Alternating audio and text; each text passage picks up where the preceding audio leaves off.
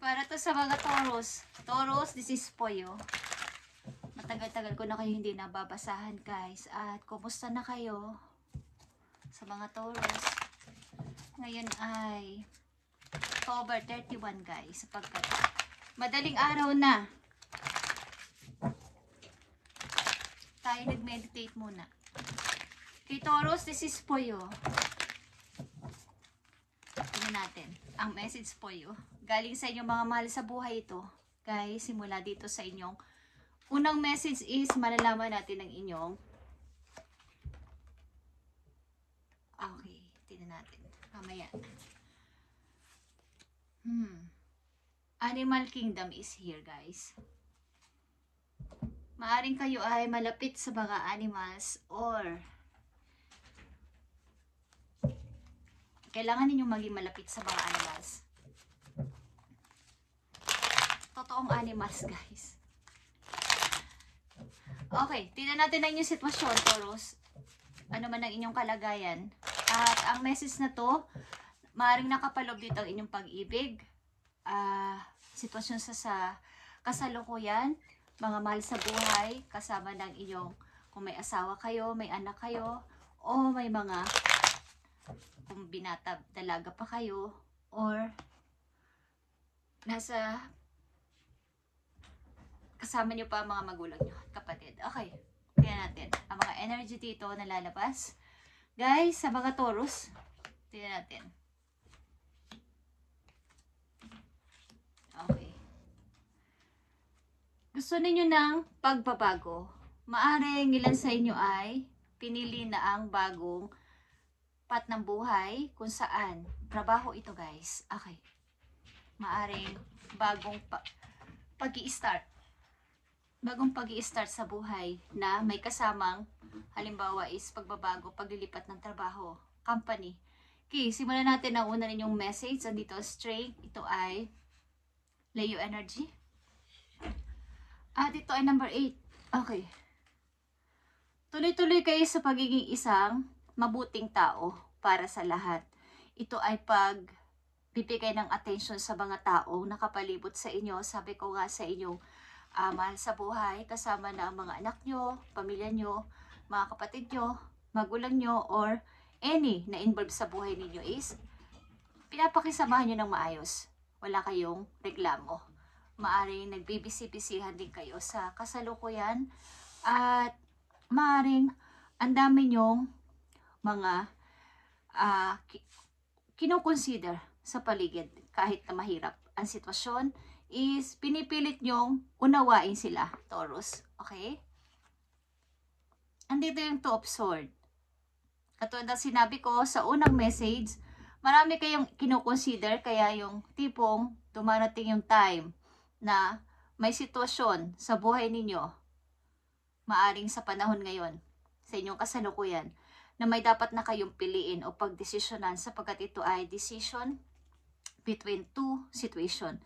Is, andun muna kayo sa time na nag-iisip-isip, ayaw munang humindi o umuo sa sitwasyon.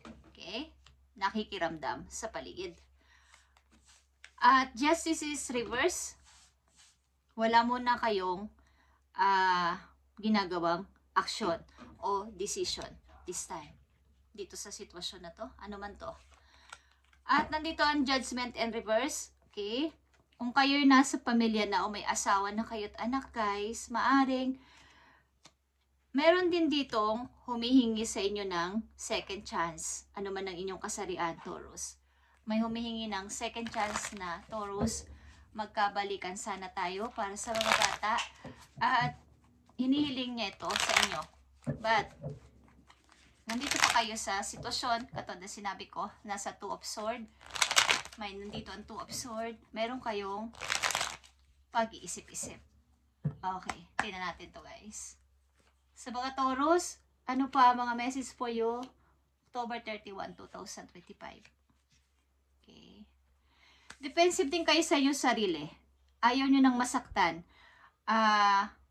Ayaw nyo rin na kayo ay aapihin katulad ng dati o mamata-matahin ng sinuman sapagkat Maaaring sa kasalukuyan ng ilang mga Taurus na nandito sa reading, nakakaayos na sa buhay, nagiging okay na sa buhay.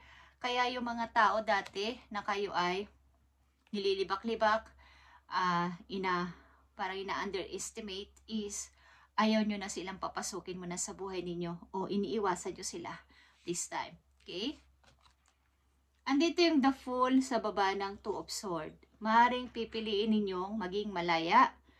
Pipiliin ninyo ng wala ng pakialam. Okay?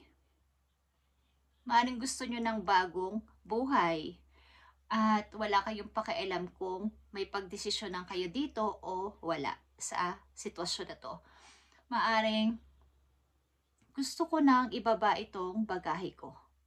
Itong dinadala ko problema na to. Na parang ako lang naman ang nagsasuffer sa una't-una pa lang. Okay? Parang gusto ko mag-start. Unknown man ang pupuntahan ko, gagawin ko o didesisyonan ko basta gusto ko ng bago sa buhay ko. At nandito ang King of Sword. Okay, ikaw ito as King of Sword. Ito ay Aquarius energy, but ito ay matigas na isang pananalita ng isang tao o ng isang energy na ito na yung decision ko. Kumbaga dito sa taas, the Justice in reverse is alam mo na kayong decision na ginawa. But maaaring pagdaan ng maraming araw o linggo o buwan is andito na yung decision na kailangan ko nang maging practical this time, gumawa ng decision this time na wala akong gagamiting emosyon. Maaaring pipiliin ninyo ang inyong sariling freedom o kalayaan sa sitwasyon na to sa buhay ninyo.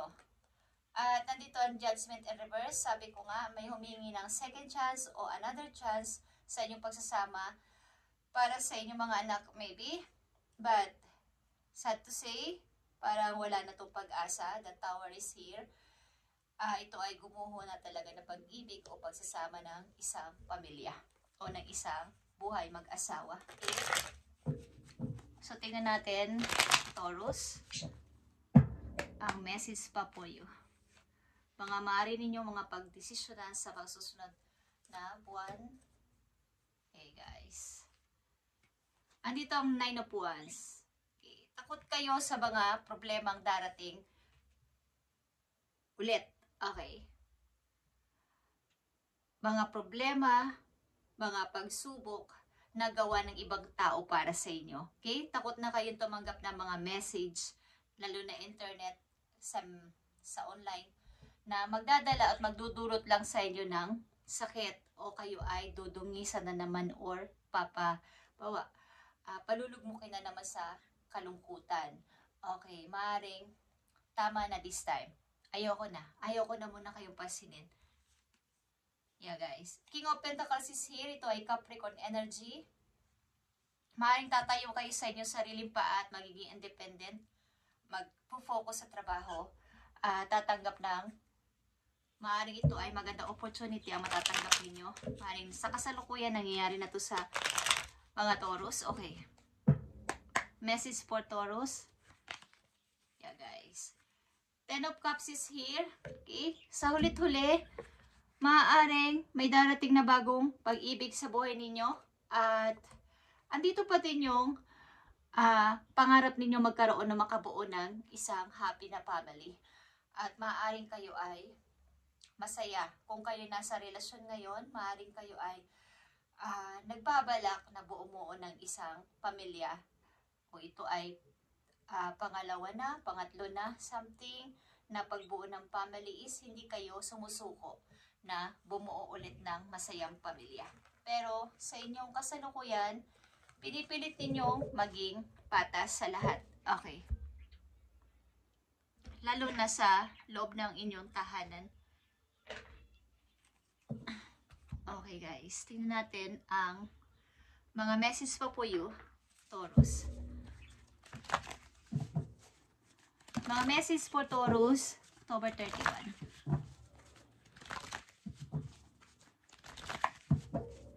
Mga maaaring dapat nyo malaman o gawin. So, kayo ay umaangat na sa buhay. Maaaring mataas na rin ang inyong, malayo ng inyong narating o mararating. Dahil sa pagsisikap ninyo.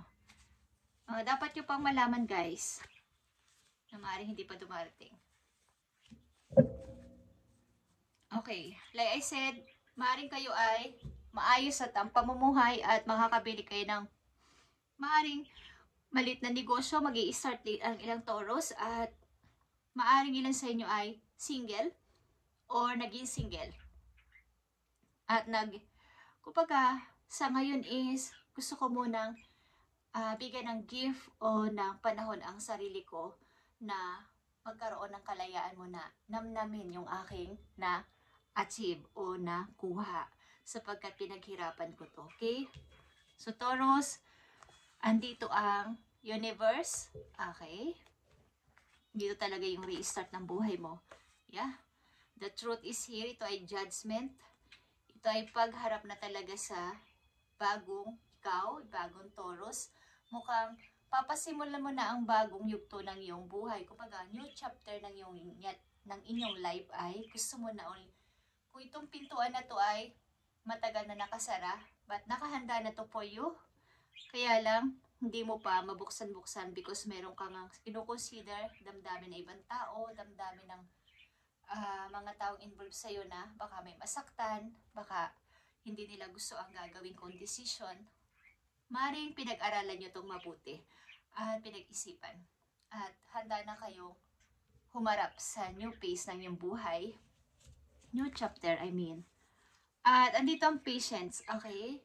Maring sa kasalukuyan, sa mga Taurus, is meron kayong binubuong bagong pangarap. Pagamat ito ay katulad ng isang puto ng bulaklak o ng puno, is unti-unti nyong tinitingnan ang kanyang paglago. Marito ay negosyo. Mag-i-start kayo ng bagong negosyo o ipapasimulan kayo negosyo at hindi kayo nagmamadali. Gusto nyo itong palaguin ng kayo mismo ang nagbabantay o magmamanage. Okay, Taurus. Taurus, ito ang inyong napakahalagang message galing sa inyong mahal sa buhay na nandun na sa kabilang buhay at gusto kayong bigyan ng message. Okay? Andito ang trust. At may compass dito guys. Sa gitna. Okay? Sa inyong dibdib. Trust ito. While your logical mind is dictating supposedly clear direction, your soul inner guidance is arguing you to follow an alternative path. The logical path may be one that you consider safe and more familiar, but you could be missing out on boundless opportunities and so much more. Okay, something. Kaya dito ang compass is katulad ng una kong sinabi kanina na kayo ay naghahangad ng new path na inyong buhay, maaaring dito kaya ang i-start ko. Doon kaya ako mag-start. Ito kaya ang piliin ko. Ito kaya ang i-grab ko. Okay. Andito yung inyong isipin o mindset na maging logic na this time.